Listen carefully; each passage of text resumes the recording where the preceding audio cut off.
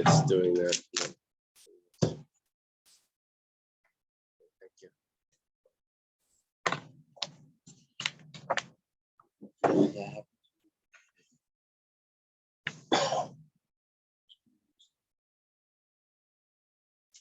On the top of my screen it was gray. On there it had speaker.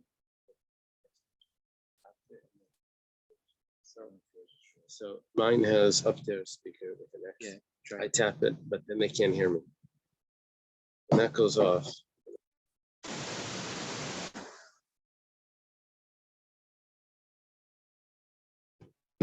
That when it's on the next, they hear me.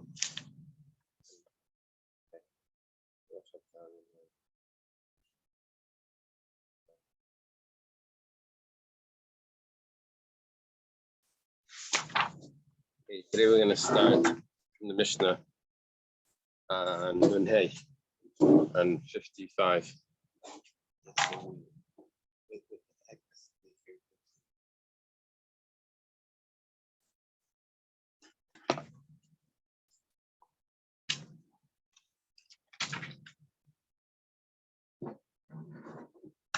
We'll have to ask one of the kids to figure it out. Ask one of the kids to figure it out.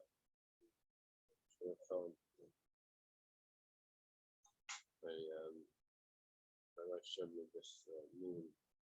This mother, she's feeding the baby in the high chair. It says, when you're finished your salads, I'd like you to help me on the computer with something.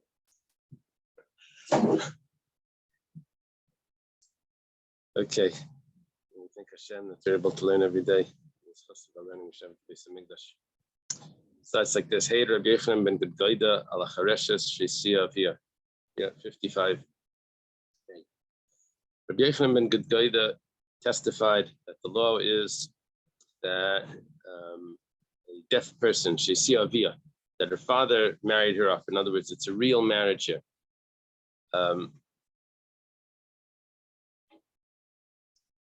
She yaitza beget.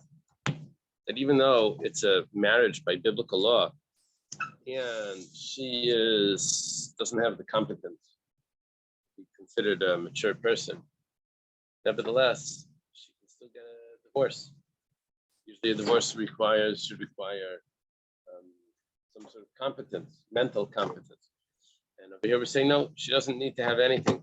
She could be divorced against her will, even if she's totally unwilling to accept the divorce. So if she's not unwilling, it's just she doesn't have any competence. That's also good enough. She can get a divorce.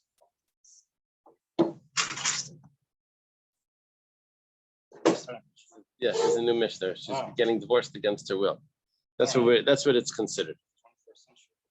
Al Katana Bas Yisrael Shenisus Lakayin Shechelas B'Shuma. Another halacha. A child that's a Bas Yisrael that's married to a Kayan. We're talking about that here it's where her father passed away. She's being married off by her brothers. Shechelas B'Shuma. That she could eat Truma. No, we're talking about Truma Midrabanan. But here it's not a marriage on a biblical level because the father's not marrying her off. But nevertheless, she could still eat Truma. And we're talking about the Truma that's rabbinic level Truma. It's not from the grain and walk out. She could actually just walk out of this marriage, right? But nevertheless, while she's married, she could eat the Truma of her rabbinic level Truma. Mesa, if she passes away, Baila Yarsha, you can pass me your pencil. She passes away, her husband inherits her. Next halacha is Vala Meresh, a guzzle. Meresh is a beam. If someone stole a beam, Shabana Babira, that he built it into his own palace, his own house. When he decides to repent, we don't make him disassemble his house and to take that beam out. Rather, we'll just take the money for it, even though the beam is intact. And usually when something is intact and it comes to returning it, he's supposed to return it as is, and not just pay the value. Otherwise, there's a whole scandal. But nevertheless, in this case, we accept the money. If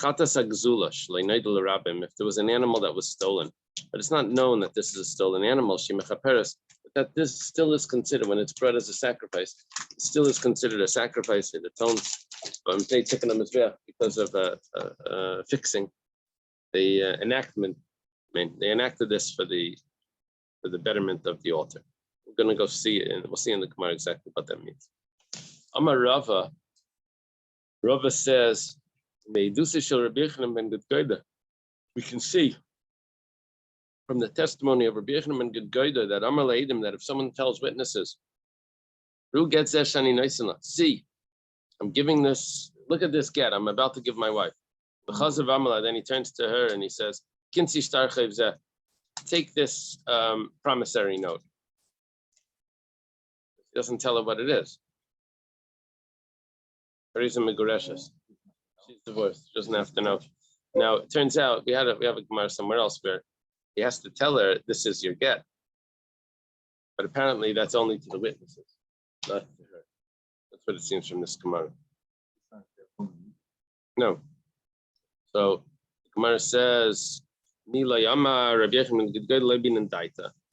Rabbi Yochanan ben Gittin says that we don't need her intention when she's getting divorced, like you can even divorce a deaf mute, someone that does not incompetent. So hachinami you don't need her intention here either. Divorce her against her will. The Gemara says, Pshita, this is so obvious. You don't even need to tell this to me. The Gemara says, maybe you could say that because he tells her that take this promissory note, that he's actually annulling the get. Kamash Malan comes to tell us that Emisa the Batlei, if he was actually annulling the get, he would have told the witnesses that he's nullifying it. So why did he say take this promissory note? Because he was ashamed to say that this is her divorce. So he gave her, he said it's something else. Well, it's not interesting. It's like the way the people that have to serve papers, they knock on the door, they say FedEx or something, and then the person opens and they hand them the papers. So, but here he's not even saying, right? Pizza. Okay. Well, Katana Bas Yisrael, and the next piece of the Mishnah was that a young girl that gets married to a Kohen. She's allowed to eat truma midrabanan.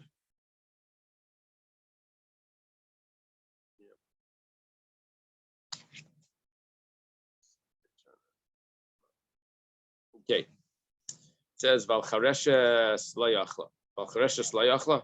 Ve'ilu Charesha Slayachla. What comes out, what we're saying over here is that the child that's married is allowed to eat truma. She's married to a kohen. Now her marriage is only rabbinic. But nevertheless, that's enough to eat truma because her husband is a kohen. She's considered part of his family, at least on a rabbinic level. She's able to eat the truma on a rabbinic level. My time, 1 second. But as if, let's say it would have been a marriage, not to a katana. Let's say it would have been a marriage to a woman that's a deaf mute. That we didn't say that she can eat truma. That's also a rabbinic level marriage. Because when it comes to marriage, you need her intention. By divorce, you don't need her intention. If she gets divorced on a biblical level, she gets married on a rabbinic level. So she goes back to her father's house. Well, if she would be a young child, she would go back to her father's. Oh, you're saying after a divorce without children, she goes back to her father's family. Right? She doesn't need. She doesn't continue to teach him if there's no children. Okay, so but if she would have married a deaf mute, not a child, a deaf mute, then she would not eat truma. My time, why not?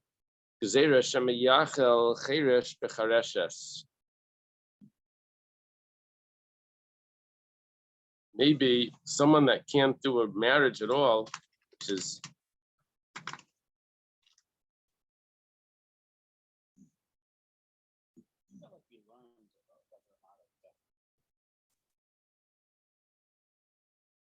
can yes eat truma. Yeah. Okay. So what would be different than cheresh but chereshes? Does a regular charesh just have a biblical level truma? Let me see what your notes say here. It says,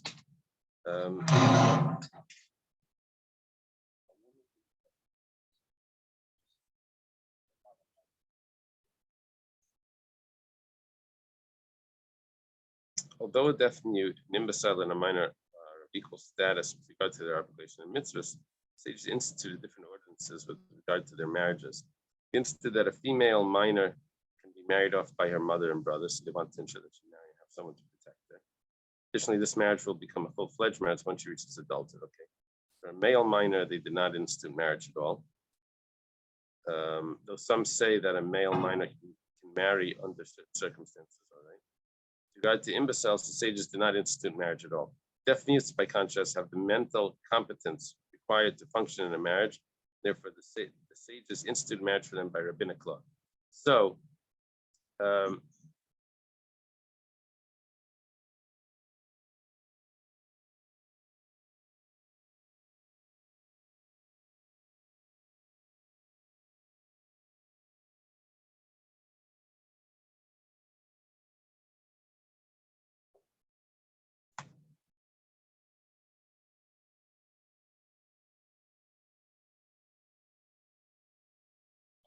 not sure what the difference is. Why the Gemara is saying that if a regular chareshes that marries a regular chareshes, I mean, it's not a regular man that marries a chareshes, a regular man that a healthy man that marries a deaf mute, she cannot eat truma. And the concern is that maybe you're going to say the same law should apply when a deaf mute marries another deaf mute. The Gemara says, well, what's the problem with that? The deaf mute that's eating truma, woman that's eating truma, she's just considered a child. And so big deal if she's eating truma. You don't have to stop her from eating truma. There's a rule that if there's a child that's eating non-kosher food, outsiders don't need to mix in and take the food away. You're not allowed to feed it to them, but you don't need to mix in because you don't have the obligation to stop them from eating. Just the outsiders. I mean, the father's supposed to be training, but the outsiders don't have to step in and stop them. So the Gemara says, no, we have a concern the other way. Concern that maybe a deaf mute will marry a healthy woman and she'll eat the truma. And that would be a problem because she's a healthy person. We should stop her from doing a sin. The Gemara says, so let her eat rabbinic truma. What's the problem with that? That marriage is accepted rabbinically. The Gemara says, now we have a concern she's going to end up eating truma deraisa. So basically what comes out here is, looking at the commentary, if someone marries a katana,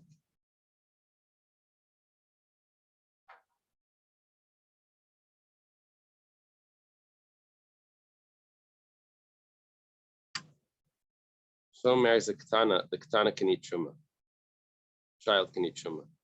If he marries a deaf mute, she can't eat truma. It's a decree because maybe you would have the reverse case where a deaf mute marries a healthy woman, even though right now she's a deaf mute. I mean, we're not going to say we're not going to stop her from eating truma, but it turns out that we do stop her because you may think that in the reverse case she's allowed to eat truma. She would be allowed to eat truma when she's married to a deaf mute, and that would only be a rabbinic marriage.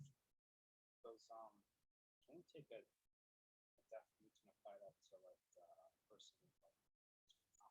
Right, exactly. That's exactly what we're doing.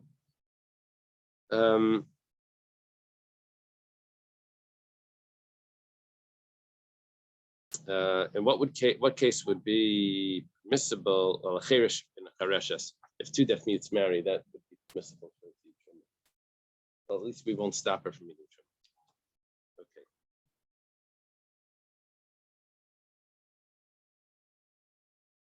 What comes out is like this.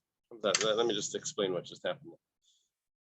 When it came to an adult marrying a child, which is a rabbinic law, a rabbinic marriage, it's not a biblical level marriage. It's only a rabbinic level marriage. He said that nevertheless the child could eat truma. The young girl could eat truma, even though the marriage is only a rabbinic law. The reason is that we have no reason to make a decree, because if we do what decrees are made, well, if you're allowed to do this, you may end up doing that. That's what it is. But what would be the other thing that you would do? Well, maybe you would say that when a minor, a minor boy marries an adult girl, you may think that that would be a marriage that would allow truma as well. If an adult boy marries a young girl, she's allowed to eat truma. So maybe a minor boy that marries an adult girl will also be allowed to eat truma. The problem with that would be that the adult girl should not be eating truma. She's an adult. She shouldn't be eating truma. So maybe we should make a decree that the minor girl should also not eat truma, because in the reverse. So the Gemara is saying that because she's not biblically married to this. So to this man, she may end up eating truma. Well, only if the father. In which case, with the adult. No, well, the thing is like this: that the minor man can't really do any marriage. It was only the minor girl that could be married by the father. So because it's a very obscure case that it's practically impossible for a minor man to marry an adult, so we never made a decree on that. She's allowed to eat truma. But when it came to those other cases of a cheresh with a chereshes and a pikech with a chereshes and a chereshes with a pikech, we do have decrees over there, because in the reverse case it becomes problematic.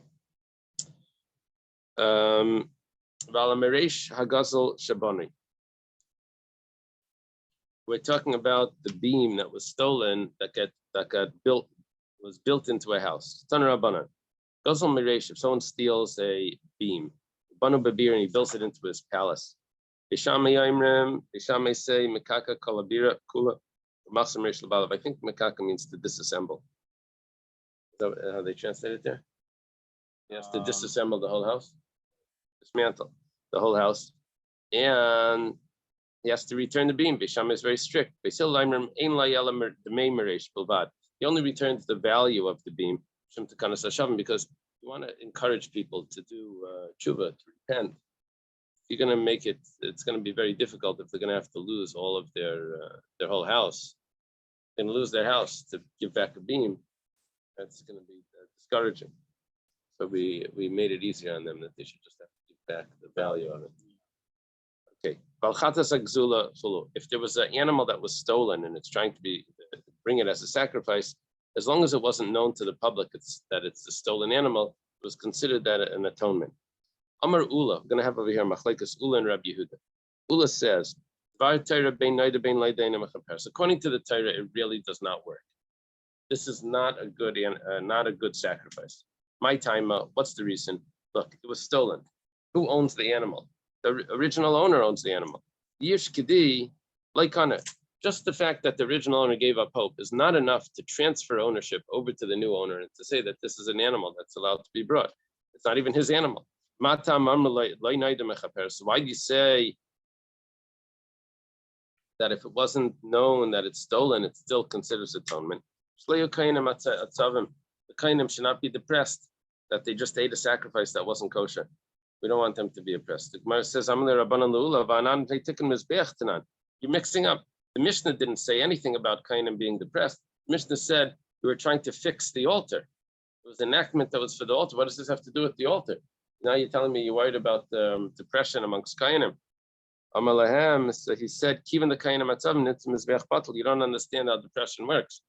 What's going to happen is when they're going to feel bad that they just ate a sacrifice, the guy didn't tell them that it was stolen. So they're going to realize that they ate a sacrifice that was stolen.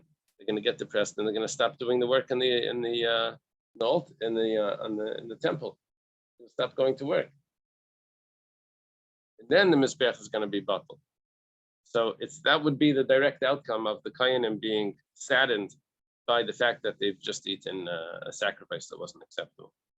Well, so we said that it was acceptable. No, it really wasn't. As long as no one knew about it. Amelia Rabbanan, okay, I'm sorry. We're up to Rav Yehuda. Rav Yehuda says exactly the opposite. Really, the sacrifice is actually a good sacrifice, whether everyone knows about it, whether they don't. It's a sacrifice. It's good. My time. What's the reason? Yish Kedikane. Well, the fact that there was hope, the owner gave up hope of ever getting it back, that's enough to acquire the animal. The new owner, the thief that's bringing the sacrifice, acquired it. Now, what happens when you acquire something that's stolen is that it doesn't mean that, okay, now you don't have to pay back. You have to pay back, but what you pay back is its value, not the item itself.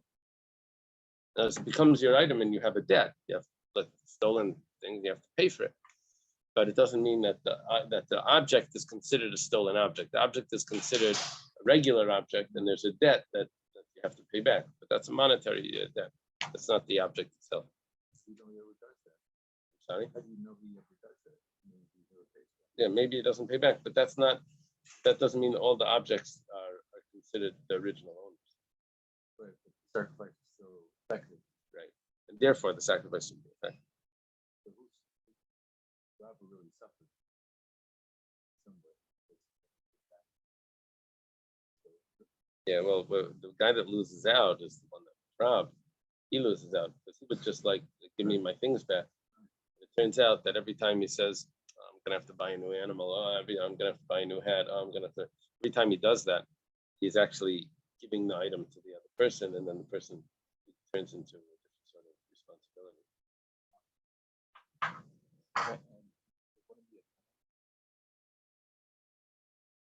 He has to pay double. Yeah. Well, you need to have to pay double. The Zayla it's not double, right? Only if it was stolen. He snuck in and stole it, not if he stole it directly from his hands.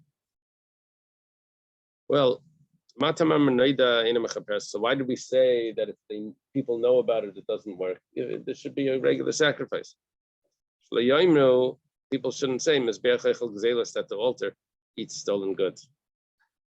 So if people know about it, we say it's not a good sacrifice. Umar says,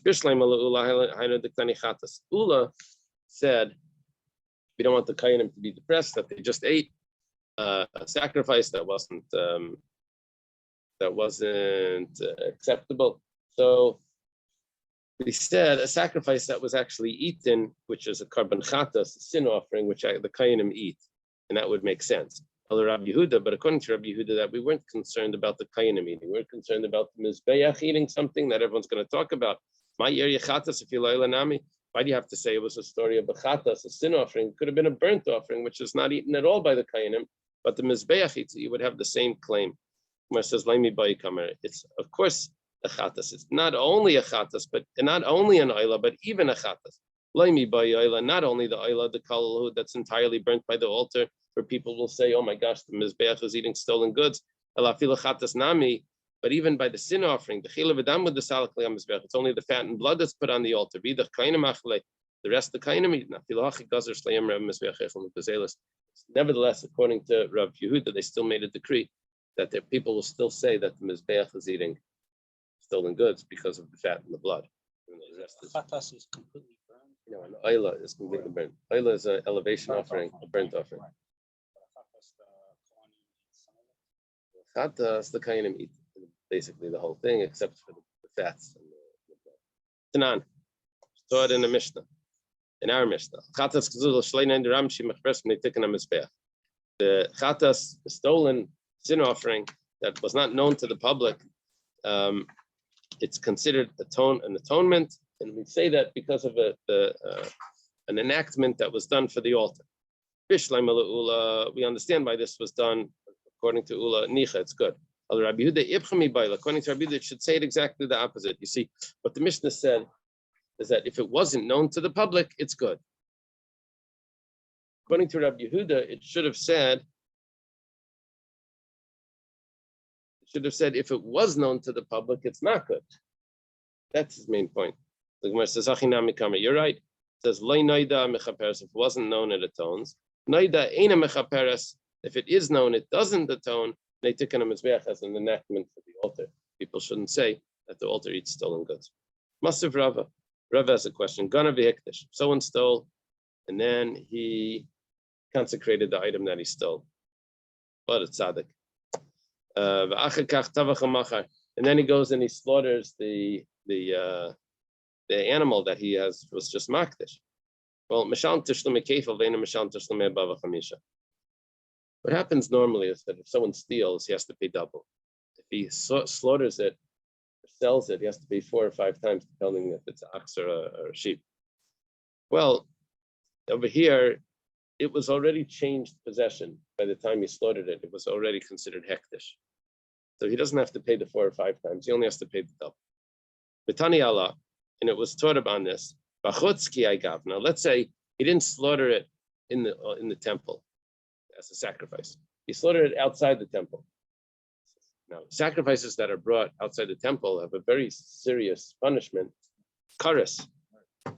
We said that if he slaughtered it outside the temple, he would have kares. Now, we have a question on Ula. Ula said that you don't acquire it just by the owner giving up hope. If you say that the owner giving up hope does nothing, then why is he getting kares? The only way you get kares is if you bring a sacrifice that would have been eligible, and instead of bringing it inside, you brought it outside. But a sacrifice that wasn't eligible anyway, there's no kares on that when you bring it outside. It wasn't even eligible to be brought inside. So according to Ula, why are we saying that there's kares? It wasn't an eligible sacrifice. Amar Rav Shizvi kares midivrayim. Rav Shizvi says it's a rabbinic level kares. Achicho alei. They laughed on him. Kares midivrayim yika. Whoever heard of a rabbinic punishment, kares? Kares is the biblical law. For Biblia, it's not a rabbinic kares. Amalu Rava says, Gav Rabba Milsa, if a great person says something like Tachichola, don't laugh at that. Kares shall yidivrayim basalai. What happened is, it's a biblical level kares.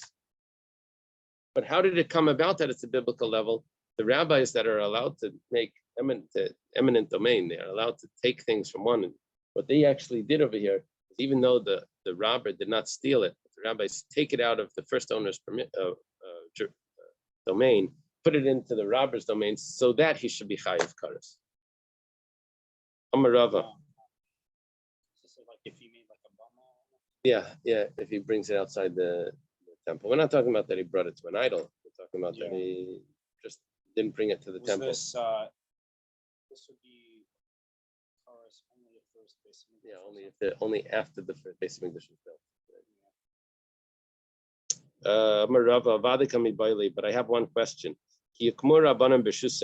When the rabbis put it into this thief's possession to be able to bring it as a sacrifice, to then cause him to have kares if he doesn't bring it as a sacrifice, mishas gneva, mishas ekdesha.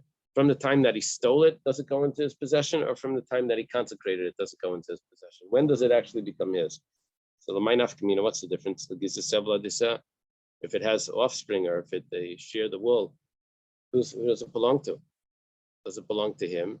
Or does it belong to the first owner? What's the din?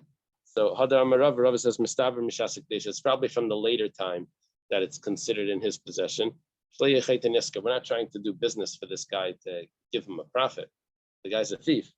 We're not trying to give him extra offspring for the animals. We do that only when it's absolutely necessary in order to give him the punishment of kares. Okay. Well, you can't exchange it with any other animals. Yeah. It's all the more case. That's only once it's consecrated. Okay. The Mishnah starts off now. There were no Sekrikin. Sekrikin are these gangsters that would hijack property. Now, I don't know if they would pay for it. It seems from the Gemara that they would actually pay for it, but they would force the guy. Either they kill him or he would save his life. He would give them the property. Does it say over there if they would pay for the property?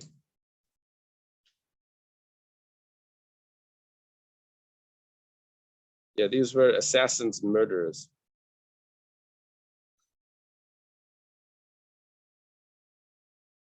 They bought properties or received them as gifts. The properties were acquired by ostensibly legal matters such as deeds of sale and the like. They didn't actually keep it, they just made a profit off it.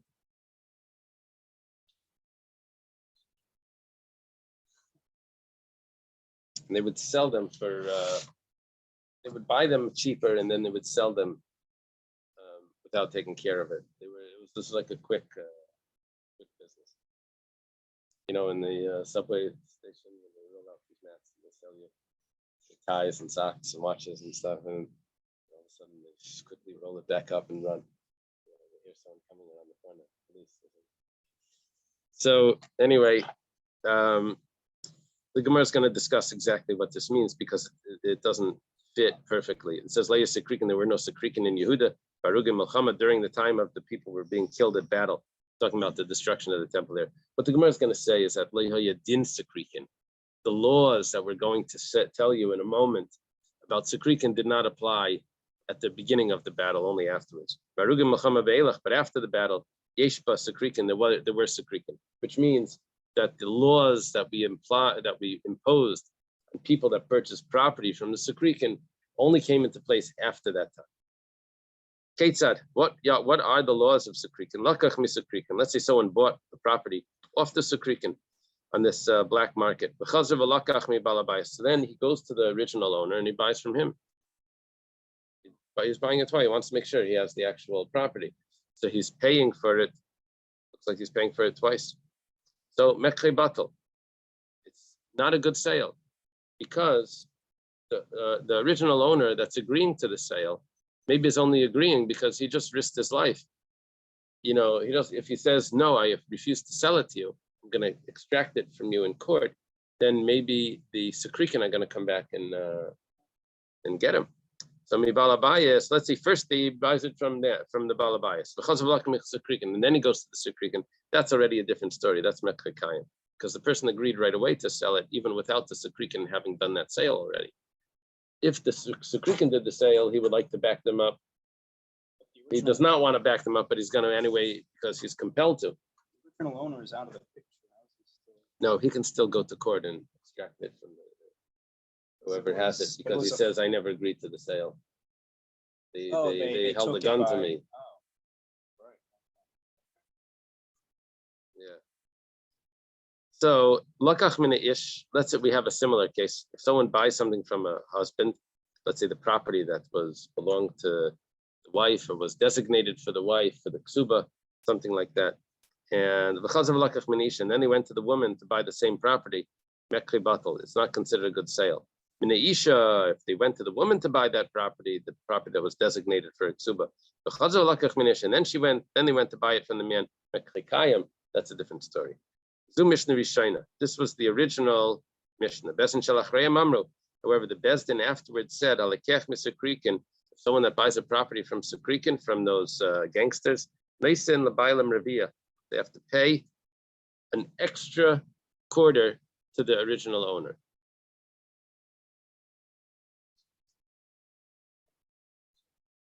I'm not sure. That's a good question. Quarter, because when the Sekrikin bought it from the first person, and hopefully the first person is going to get it back, get the money back, whatever. But he didn't even pay the full price. So the Sekrikin were paying. The Sekrikin were paying for it, but they were only paying 3/4 of the price. No sales tax. Zoom. I'm sorry, I'm missing something. Amosai, when do we say this? That's only if the original owner doesn't have the means to buy it back. But if they do have the means to buy it back, then the original owner, of course, can buy his property back. That's the property that he wants, and he has first chances to buy it back over anyone else that's going to say, "Oh, Sekrikin got it. Let me go get it now." It doesn't work like that. The original owner has the rights to get it. Rabbi Hoishev Bezdin V'Nimna, Rabbi set up a court that they decided the Sekrikin held onto it for 12 months and it wasn't bought back. Then whoever buys it acquires it. But they still have to give the original owner a quarter of the price because the original owner was never paid the full price. The Gemara asks, if at the time of the battle there were no Sekrikin, after the battle was over, we're talking about the battle with Titus and by the destruction of the temple. I'm sorry, I mixed in the answer. There would have been Sekrikin, the battle was over. Amar Rav Yehuda says, "Lay Donaba din Sakrikan Kamar." It means that they didn't apply the rule of the Sakrikan during the battle. They only did it afterwards. Why? The Amar Ravasi says, "Gimel Gezeres Kasru." It actually had 3 stages. Gezeres Kamaisa. The original, what happened was the Roman army that came into Yerushalayim, came into Israel, said, "Kol delay katel lichtalu." If anyone finds a Jew and they don't kill the Jew, that person gets killed.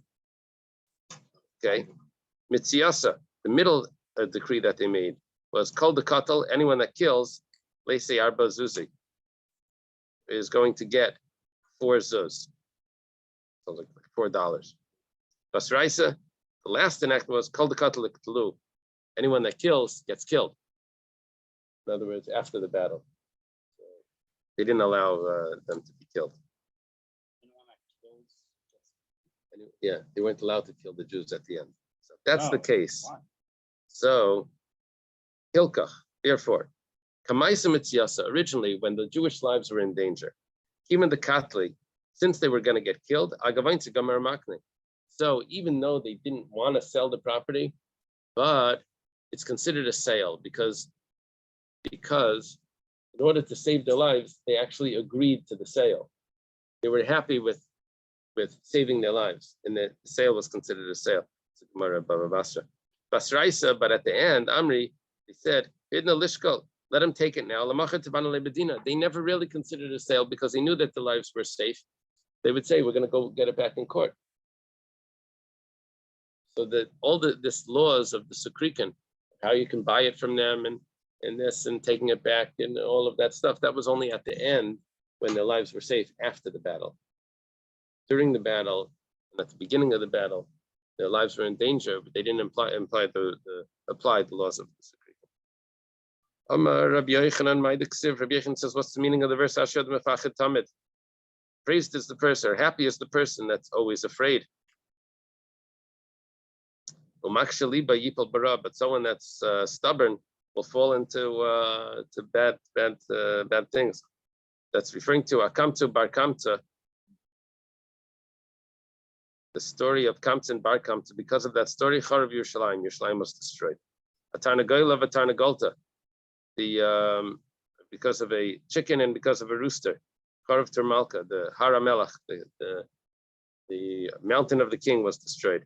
Asaka Drispa Charav Beitar, because of the side of a wagon, Beitar was destroyed. Okay, now we're going to go through the story of the destruction of the second temple. The famous Gemara, they read it on, they study it on Tisha B'Av.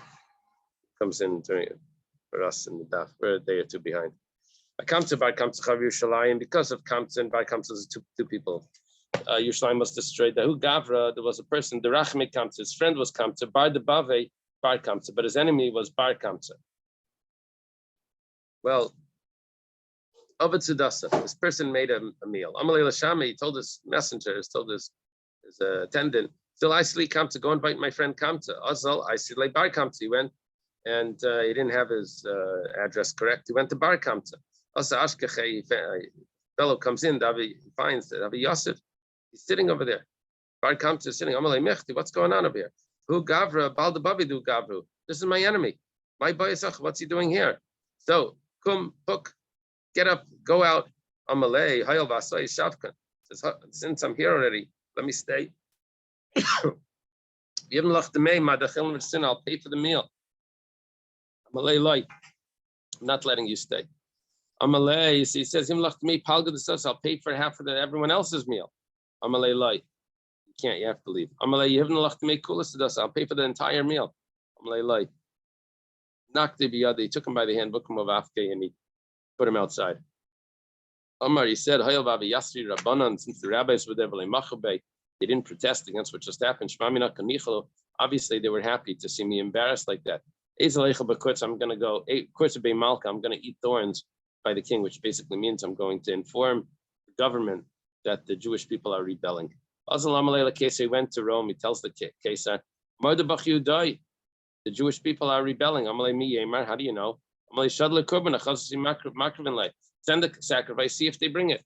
So he sent a calf that was the third born calf, supposed to be a very good one. Badi the Kasi on the way, a 3-year-old. Okay. He put a blemish in the lip. Some say they put it in the eyelid, a little slit. This would only be a blemish for a Jew, but not a blemish for them. In their laws, it wasn't considered a blemish. So Savar Rabbanan Lekruve Mishum Shalom Malchus. The rabbis thought maybe we should bring the sacrifice anyway, just to have peace with the government. Amalu Reb Zechariah ben Avkulas. Reb Zechariah ben Avkulas says, "Yemer Bali Mum Krevim Gam Mizbech."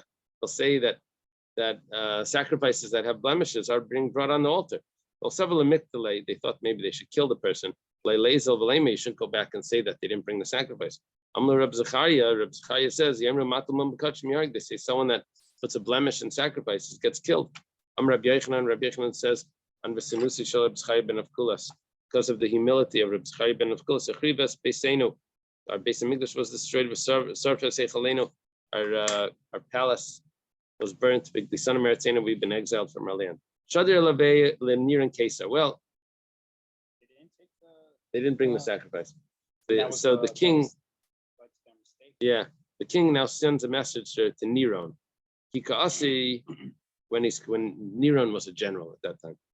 Nero was Hikasi, when he was coming, Shada Gir Lemizrach, he shoots an arrow to the east. He's doing like this superstition to see what's going to happen. Also, Nafal Yerushalayim, it went and it fell towards Yerushalayim. Lamayvi shoots it to the west. Also, Nafal Yerushalayim, it falls to Yerushalayim. La'arbaruchas Shemaim, he shoots an arrow 4 directions. Also, Nafal Yerushalayim. They all fall to Yerushalayim. Obviously, he's going to be winning this battle. That's what the sign is telling him. Amalei Liyanuka, he sees a child. He says, what verse did you study today? I'm going to give my revenge on Edom because of my nation Israel. Etc. Amar, he says, that Hashem wants to destroy his Beis Hamikdash. You see that from the arrows. However, but he also wants to wipe his hands from that person, which means he's going to take revenge on the person that does it. So Arak, he runs away, and he goes very Gaia and he converts. Nafik Meir is one of his descendants. Yeah, in conventional history, he went crazy, which would fit probably with converting to Judaism. I'm sure they would say if a Roman emperor converted, they said he went crazy. Okay, so remember they saw him with the fiddle in conventional history. They saw him with the fiddle on the wall of Rome. Nero, while it was burning. Rome was burning and he was there playing his fiddle. Is that a sign that he went insane? That he No, that's a sign that he was insane. Oh. They said he went insane. No, you're Shalom. So when did he convert? Yeah, I don't know. Daniel is asking. He ran away before he became Caesar. So how did he convert? When did he convert? Must have been after.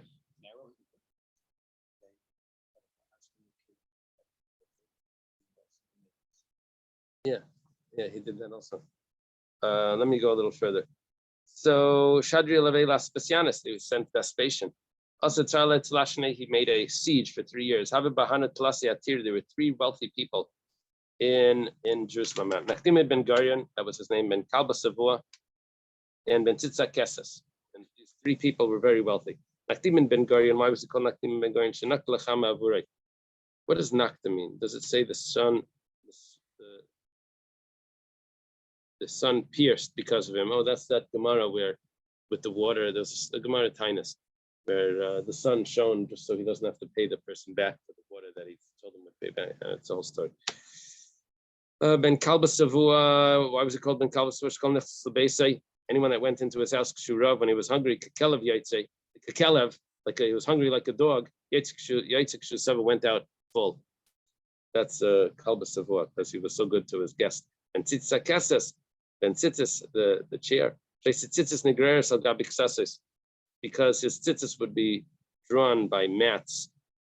In other words, they would carpets that would roll out in front of him, so his tzitzis were long, wouldn't go on the ground. Ikadamri, for those that say Sheikh Sasim tells Ben Gedei that his chair was sit with the great people of Rome by the Senate.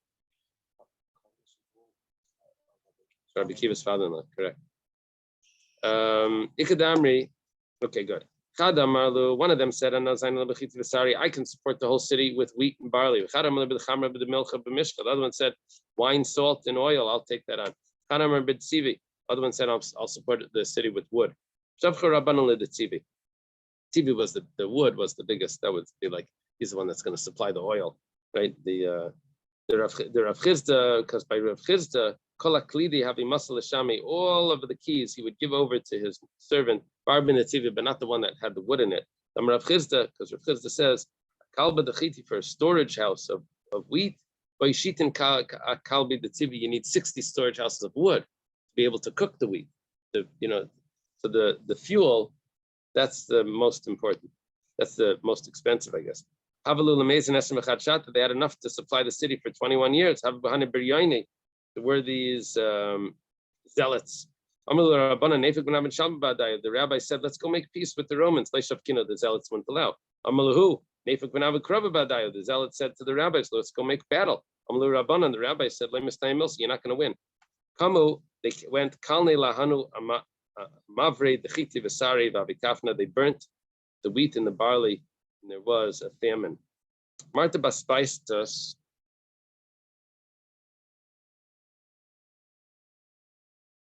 Guess we'll stop by Marta.